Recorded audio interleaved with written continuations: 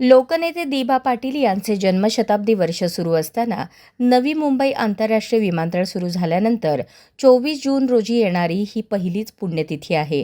या पार्श्वभूमीवर विमानतळावर लोकनेते दिबा पाटील यांची पुण्यतिथी अधिकृतरित्या साजरी करण्यात यावी अशी मागणी आगरी कोळी कराडी संघर्ष सामाजिक संस्थेने केली आहे.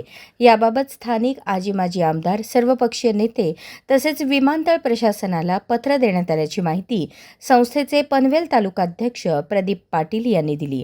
याशिवाय विमानतळाच्या दर्शनी भागात लोकनेते दिबा पाटील यांचा पुतळा उभारण्यात यावा आणि त्यांच्या लढ्यांची, सामाजिक कार्याची तसेच भूमिपुत्रांसाठी दिलेल्या योगदानाची माहिती डिजिटल फ्लेक्सच्या माध्यमातून विमानतळ परिसरात प्रदर्शित करण्यात यावी अशीही मागणी संस्थेने केली आहे.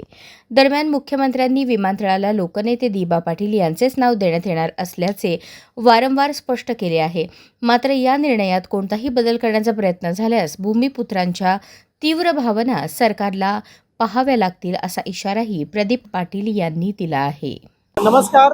सर्वप्रथम या ठिकाणी मी प्रदीप पाटील, आगरी कोळी कराडी संघर्ष सामाजिक संस्था पनवेल तालुका अध्यक्ष. या ठिकाणी आपण पाहतोय की जनशताब्दी वर्ष आहे आणि दिबा पाटील साहेबांची पुण्यतिथी आहे आणि लोकनेते दिबा पाटील साहेब आंतरराष्ट्रीय विमानतळ सुरू होऊन ही पहिलीच या ठिकाणी पुण्यतिथी साजरी होते. आणि ही पुण्यतिथी साजरी होत असताना संघटनेच्या वतीनं आम्ही पनवेल येथील सन्माननीय आमदार प्रशांतदादा ठाकूर साहेब असतील, त्याचप्रमाणे सन्माननीय विक्रांतजी घरत पाटील साहेब असतील, त्याचप्रमाणे माजी आमदार बाळारामजी पाटील साहेब असतील आणि उरणमधील सन्माननीय महेशजी बालदी साहेब आमदार असतील, त्याचप्रमाणे माजी आमदार मनोहर शेठ भोईर असतील. तर या सर्व आमदारांना आम्ही आमच्या संघटनेतर्फे पत्रव्यवहार केलेला आहे. त्याचप्रमाणे आम्ही नवी मुंबई आंतरराष्ट्रीय विमानतळ या अथॉरिटीमध्ये देखील आम्ही पत्रव्यवहार केलेला आहे. तेथील सुरवासे सर जे DGM आहेत NPOचे, त्यांना आम्ही पत्र दिलेलं आहे. त्यानंतर आपण महाराष्ट्र नवनिर्माण सेनेचे योगेशजी चिले यांची देखील भेट घेणार आहोत. आपण 27 गाव कमिटीचे अध्यक्ष नंदराजजी मुंगाजी साहेब यांची देखील भेट घेणार आहोत. ते सध्या 3-4 दिवस काहीतरी बाहेर आहेत. उद्या परवा कदाचित त्यांची देखील भेट आम्हाला मिळेल आणि आम्ही त्यांची देखील भेट घेणार आहोत.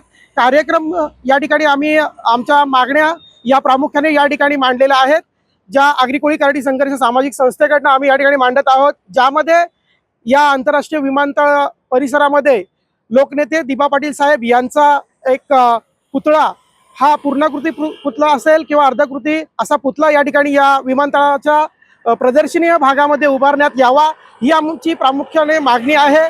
त्याचप्रमाणे सध्याचा वेळ पाहता या ठिकाणी पुढच्याच बुधवारी 24 तारखेला ही पुण्यतिथी येत असल्याने पुतळा उभारणं आम्हाला देखील कळतंय की ते पॉसिबल नाही आहे.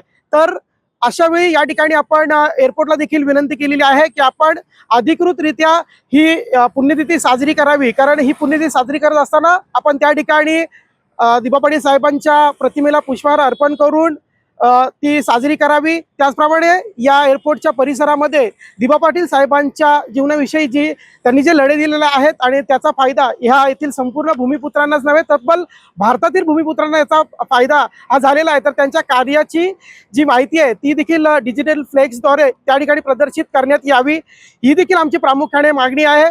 तर त्याचप्रमाणे या ठिकाणी मी जे सध्या कार्यरत आहेत, जे भूमिपुत्र जे लोकनेते दिबा पाटील साहेब आंतरराष्ट्रीय विमानतळावर जे कार्यरत आहेत, ते या ठिकाणचे भूमिपुत्र असल्यामुळेच त्या ठिकाणी कार्यरत आहेत. कारण प्रचंड प्रमाणात या ठिकाणचे भूमिपुत्र त्या ठिकाणी जॉबला आहेत. तर त्यांना देखील मी संघटनेच्या माध्यमातून आवाहन करेन की आपण भूमिपुत्र असल्यामुळे त्या ठिकाणी जॉबला आहात, म्हणजे आपलं देखील या ठिकाणी कर्तव्य बनतं की आपण देखील आपल्या पद्धतीने त्या ठिकाणी नवी मुंबई आंतरराष्ट्रीय विमानतळ, जे लोकनेते दिबा पाटील साहेब आंतरराष्ट्रीय विमानतळ आहे, त्या ठिकाणी आपण आपल्या माध्यमातून देखील ही पुण्यतिथी ठिकाणी साजरी करायची आहे, असं मी आपल्या चॅनलच्या माध्यमातून त्या ठिकाणी संबंध भूमिपुत्रांना देखील मी आवाहन करतोय. प्रदीपजी, सध्या हे जे विमानतळ सुरू झालेलं आहे, या विमानतळाला लोकनेते दिबा पाटील साहेबांचं नाव दिलं त्यासाठी गेल्या अनेक वर्षांपूर्वी मंत्री सुरू आहे. हे नाव मिळालेलं नाहीये. सध्या महाराष्ट्र राज्याचे मुख्यमंत्री सांगतायत का आम्ही हे नाव घेऊ, परंतु अजूनपर्यंत देखील असं काही समोर आलेलं नाही. तर त्या दृष्टीने आपली संघटना काय पाठपुरावा करते सध्या? नक्कीच हा महत्त्वाचा मुद्दा आहे याच्यामध्ये. कारण नामकरणाचा विषय जर आला तर त्यामध्ये खुद्द देवेंद्रजी फडणवीस महाराष्ट्र राज्याचे मुख्यमंत्री आहेत आणि त्यांच्या मुखातनं वेळोवेळी आलेलं आहे की या विमानतळाला फक्त आणि फक्त लोकनेते दिवा पाटील साहेब यांचंच नाव लागेल आणि या ठिकाणचा भूमिपुत्र देखील तेवढाच खंबीर आहे. कारण आपण सुरुवातीपासूनची आंदोलनांचा जर विचार केला तर आंदोलनं ही प्रखर झालेली आहेत आणि याच आंदोलनाचा आपण जर पूर्वीपासून विचार केला तर आंदोलनामध्ये असणारा प्रामुख्याने जो जनसमुदाय आहे त्याच्यामध्ये युवांची संख्या ही अधिक प्रभावी आहे. युवा समजदार आहे. तो नक्कीच मुख्यमंत्र्यांच्या जे त्यांचे जे शब्द आहेत त्याला मान देऊन या ठिकाणी सध्या आपण पाहतोय की त्यांच्या शब्दावर चाललेले आहेत. मात्र या ठिकाणी जर कोणत्याही प्रकारची भावना जर बदलली गेली, मुख्यमंत्र्यांनी दिलेला शब्द जर बदलला गेला तर या ठिकाणचा युवा, मी मागे देखील म्हटलेलं होतं, या ठिकाणचा युवा हा प्रामुख्याने भूमिपुत्र, ज्याच्यामध्ये आगरी, कोळी, कराडी संबंध भूमिपुत्र आहेत आणि आगरी म्हणजे प्रथमतः आग ही त्यांच्या नावामध्ये आहे. आणि जर काही भूमिका यांची सरकार कोणतंही असो, जर कुठल्याही सरकारने या ठिकाणी जर निर्णय बदलण्याचा प्रयत्न केला तर या ठिकाणची जी आग आहे ती का असते ती सरकारला त्यावेळेस नक्कीच आम्ही दाखवून देऊ. आणि जसं आपण या ठिकाणी पाहतोय की 24 तारखेला पुण्यतिथी आहे. पुण्यतिथी निमित्त आपण संघटनेतर्फे या ठिकाणी जर कार्यक्रमाचा विचार केला तर आम्ही मगाशीच म्हटलं, आम्ही ज्या मागण्या या ठिकाणी मांडलेल्या आहेत तर त्यामुळे या ठिकाणी आपण जर विचार केला तर 24 तारखेला जी आमची ताई या ठिकाणी एक उपोषण पत्करणार आहे आणि आगरी कोळी कराडी संघर्ष सामाजिक संस्थेतर्फे आम्ही त्या उपोषणाला देखील त्या ठिकाणी त्या ताईच्या सोबत असणार आहोत. आम्ही या ठिकाणी वेगळं आंदोलन घेत नाही आहोत. कारण हेच आहे की जर आपण 2-2 आंदोलनं घेतली तर कदाचित आपल्यामध्ये डिव्हिजन होईल आणि कुठेतरी थोडंसं त्याला गालबोट लागू नये. आपली एकी ही या अगोदर ज्याप्रमाणे आपण दाखवलेली आहे त्याचप्रमाणे येणाऱ्या 24 तारखेला देखील या ठिकाणी भूमिपुत्र हा मोठ्या संख्येने रस्त्यावर उतरेल.